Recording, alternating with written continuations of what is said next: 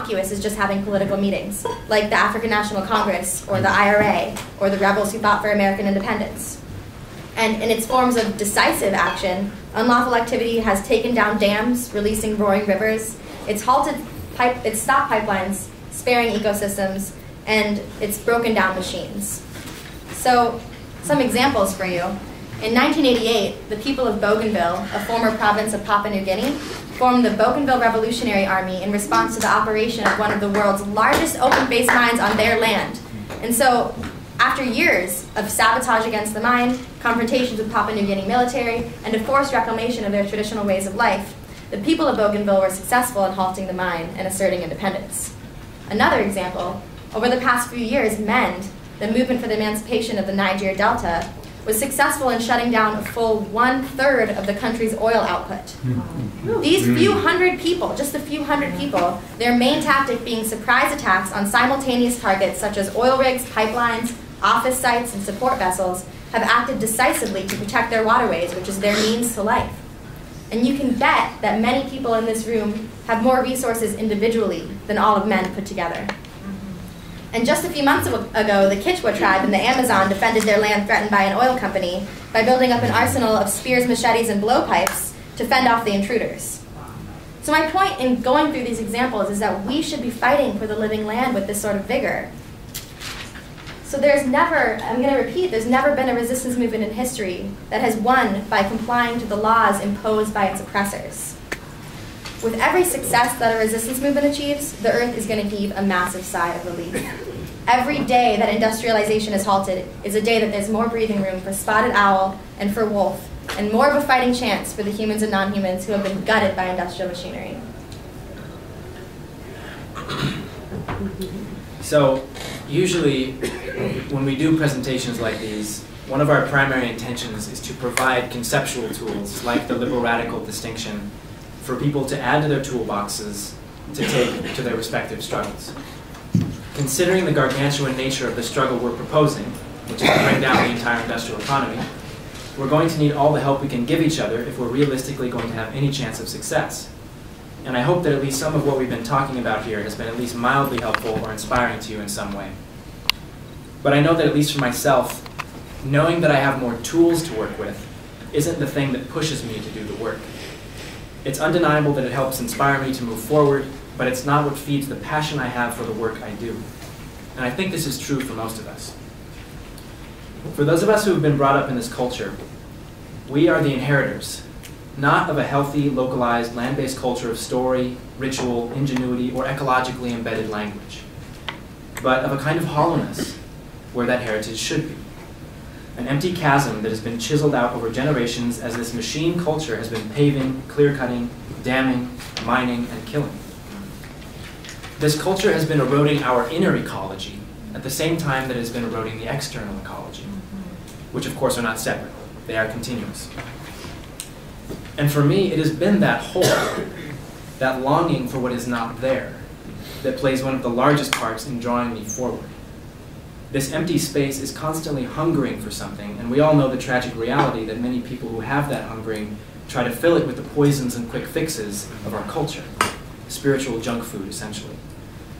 But when we really try to understand why that hole is there in the first place, when we let the memory of what we have lost seep slowly into that place, our bodies know, I think, that that memory is a more quality substance, a more quality fuel for our spirits.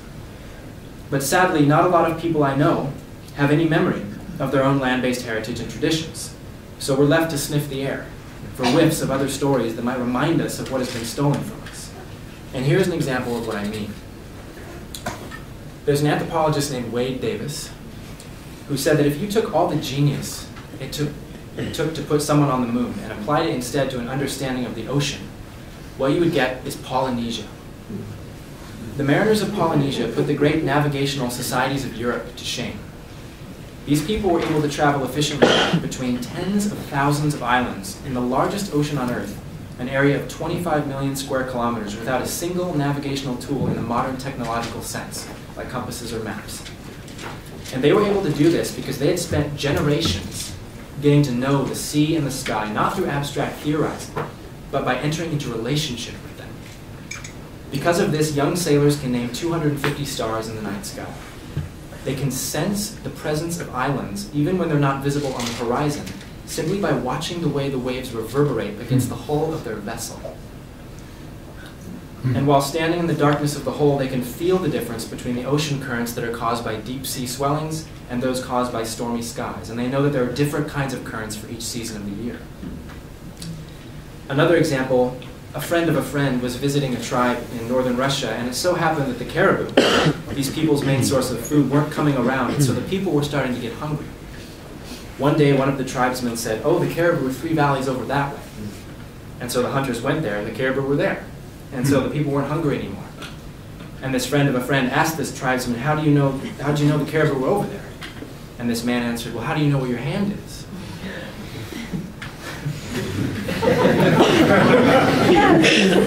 Hearing that story reminded me learning about the Guarani people of the Ecuadorian Amazon, who, among other things, can smell animal urine from 40 paces and tell you what species of animal left it and how long ago. Another example from the Amazon, ayahuasca is a potent hallucinogenic brew made from 2 different types of forest plants, a vine and a shrub. How certain Amazonian Indians distinguished between 80,000 different forest plants to find these 2 morphologically unrelated species and combine them in the right way to make this brew has baffled anthropologists and scientists alike. Trial and error has been exposed as meaningless. It couldn't have happened that way. But you ask the Indians and they say that plants speak to us. But what does that mean? Well, one Amazonian tribe has 17 different kinds of ayahuasca, all of which they can distinguish by sight in the forest, while a trained taxonomist from our culture can only see 1. And when asked about how they establish their taxonomy, they say, well, anyone who knows anything about plants would know that you take each of the 17 varieties out under the light of a full moon, and they sing to you in a different key. So this, I believe, is the kind of remembrance we should be using to feed that empty space inside of us, not the placations and sedatives that this culture provides. This culture wants to fill that hole with things that artificially quench our thirst for life and living, when what our spirits really need to stay vibrant and alive is the memory of what we've lost. That bone-deep memory that being human really is more than this culture tells us it can be.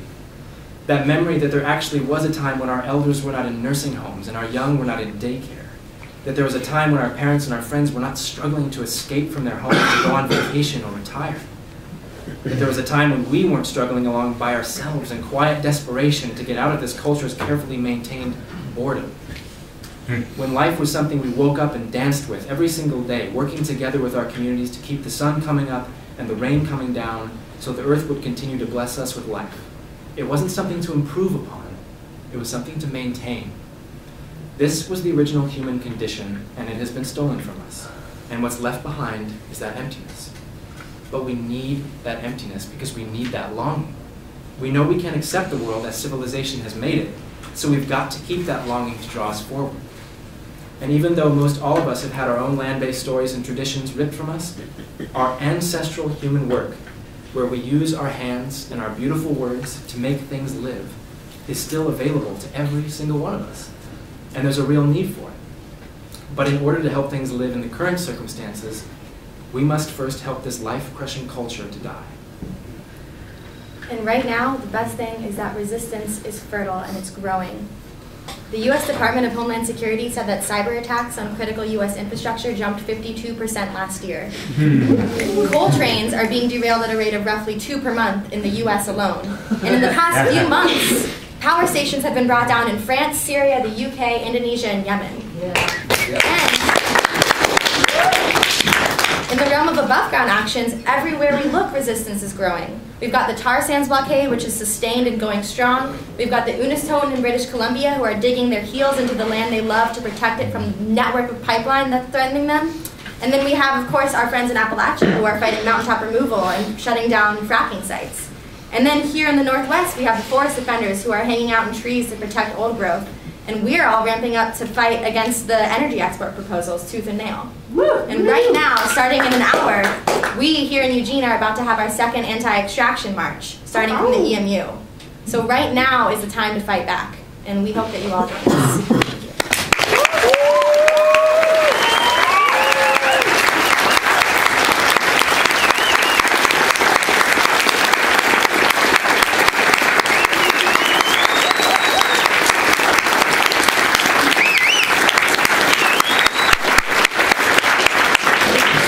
Could you put your slide, Mordor of the North, back up there? That was incredible.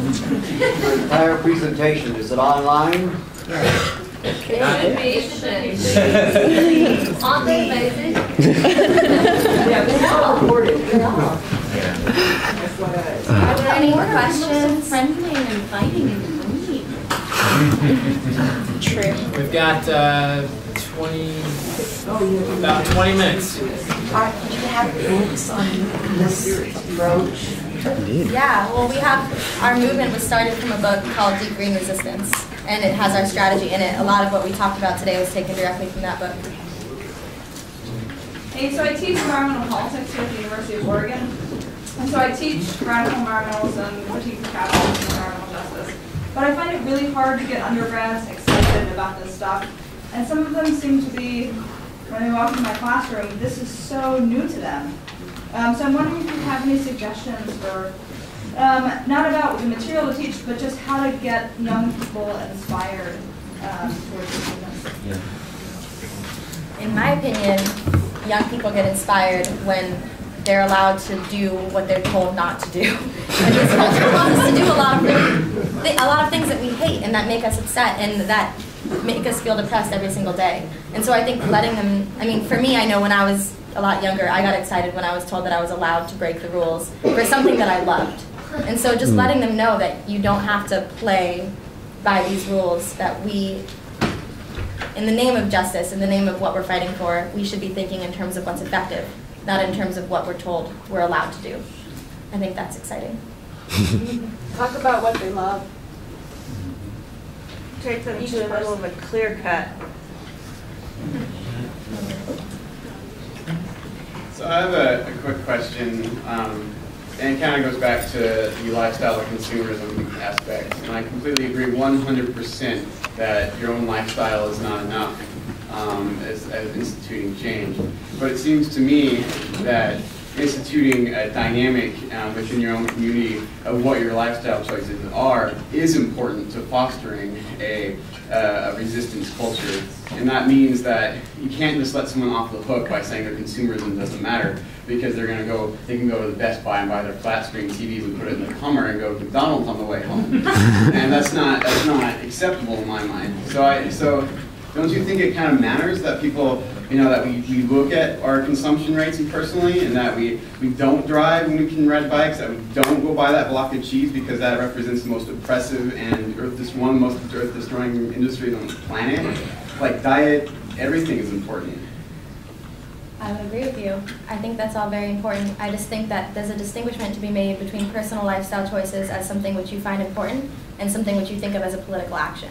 And I think that personal lifestyle choices aren't a political action in achieving the goals that we want to achieve. They're helpful and certainly, like as I said, noble and beneficial, absolutely. But we're not going to dismantle the industrial economy via personal lifestyle choices alone. How do we help you, or how do we get involved? Can you speak to the above ground versus the underground movements? Okay, best way to get involved, I would say go to our website. It's deepgreenresistance.org. Or talk to us. Yeah, talk to us. We're taking emails all the time. The way we as an organization are running these days is we have chapters all over the world. We have a membership process, and then once you go through that, we have chapters getting plugged into, as Sam mentioned, we had folks go up to the Minnesota camp. We've had folks active over in the White Pine Ridge Reservation, many different actions. But so if you just get us your contact info or go to the website, that's probably the best way to find out more. And then the underground, above ground. And you have an information table out here too, right? Yeah, there's a table out there. Someone should be out there after this you can go talk to. But I mean, regarding her question about underground and above ground, those are two terms we mentioned in this presentation, and we didn't really define them. In the surveillance state that we are operating under, we feel that one way that we're going to stay safer, not safe, safer, is making a distinction between above ground and underground activism.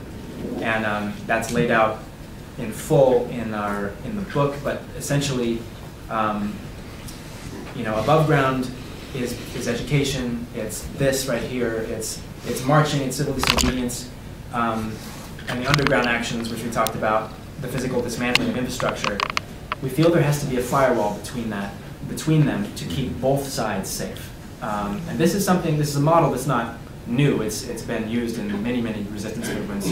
I mean, the IRA. You had Sinn Féin. You had the militants underground. I don't know the intricacies of how communication happened between those two sides, but every single movement has to figure out for itself, how communication is going to happen, if at all, how communiques are going to be released.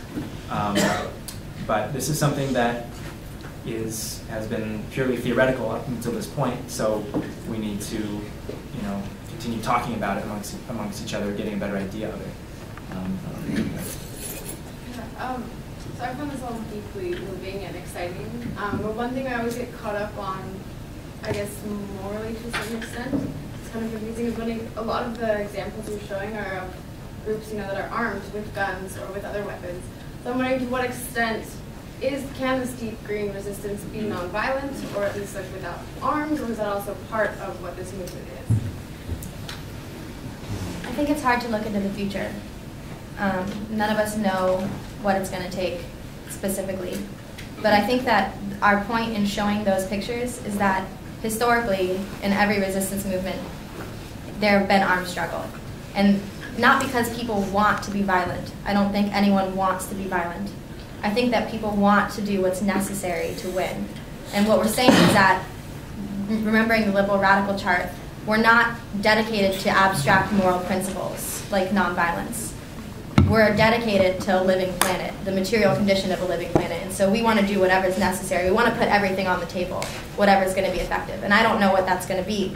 I just know that, we can't take anything off at this point. I just want to say one thing real quick on that. Just one thing we didn't go over was some of the social movements that are touted often by progressives as being nonviolent movements that achieved substantial material goals, like civil rights movement or the Indian resistance to British imperialism led by Gandhi. The reason that he was only one of the leaders. I know, I'm getting to that point. The Western model, okay. Of who everybody is great non-violent, but the Indian struggle for independence would never have happened without the armed struggle that went with people like Gandhi. They didn't do it on their own, and that's what DGR, that's what we are about, is putting everything on the table. And as Samantha said very correctly, we don't know what the future is going to look like. Maybe that's what it's going to take. We're doing that right now. But that's maybe what it's going to take. And if that's what it takes, then so be it.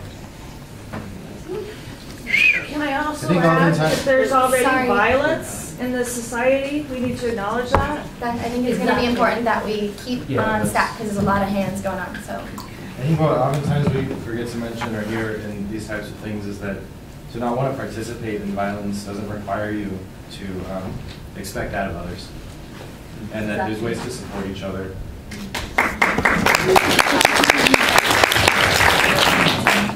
Sure. In the back? Yeah. I'm a political psychologist, and one of my central crusades right now is support of the Palestinian resistance movement. And this is a very good example of a worldwide growing nonviolent direct action to boycott, divestment, and sanctions against colonialism. So I suggest everybody look this up, look for bds.org and check that out. And this leads me to another point that I wanted to reinforce that you guys were making about liberals versus people who are effective. One of the things that liberals and these so-called peace movements and so forth, we've been completely ineffective. They are absolutely afraid of certain words, like conflict, like confrontation, and like force. And without force, nothing is ever going to change. So we're talking about nonviolent force in the case of boycotts and divestment. But it's simple Newtonian physics. Remember Newton's, I think, first and second laws of motion. Nothing's going to change without a force vector being applied. to change direction or to change velocity. There are different ways of accomplishing that for Yeah, us. right, exactly. Please monitor people. If everyone could just wait until their call ends and people get upset if And ask we're after talking over questions. others. So, hands in the back there.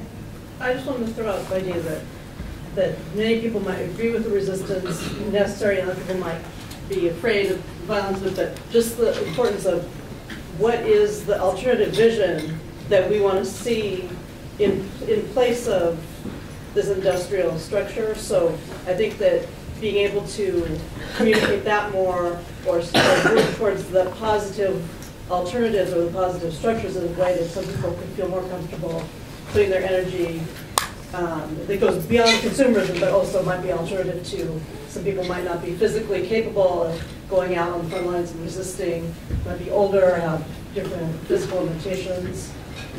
Is that